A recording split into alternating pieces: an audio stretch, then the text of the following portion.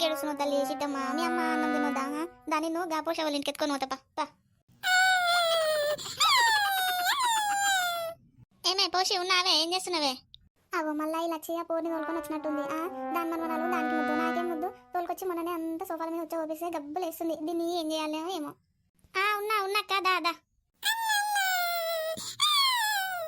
ఇక ఆడుకో చిట్టమ్మ, ఆడుకో. అవ కుర్చీ మీద ఆడుకోపో, మంచిగా మెత్త ఉంటుంది, ఆడుకోపో. ఇక వాళ్ళమ్మ ఒక బుక్క పువ్వు వేసుకుని తిందామని ఒకటే ఏడుస్తుంది చెల్లె. ఇక అందుకే ఇట్లా ఎత్తుకొని వచ్చిన పిల్లను. అబ్బాయి పోని ఏం చేసి పడగాలి? మొన్న వచ్చినప్పుడే అంత కంపలు అయిపోయింది. మళ్ళా మెత్త ఉంటుంది, ఆడుకోపో అంటుంది. దీని సొమ్మేం పోయింది?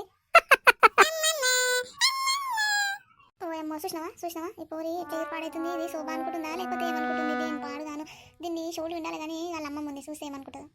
జరా బుడ్డ పిల్లని దూడ్చేలే, నేను ఇప్పుడే వస్తా. పోరి తిగే, ఏమనుకుంటున్నా? ఇది సోఫా అనుకుంటున్నా ఏమనుకుంటుంది? ఈ పోరి ముఖం నా చెప్పు. మీ అమ్మ ఉంటే చేతిలోనే ఉండేవే చంప వాళ్ళ ఇంకా పోరి దిగు. నీ అమ్మ పోరి దిగు.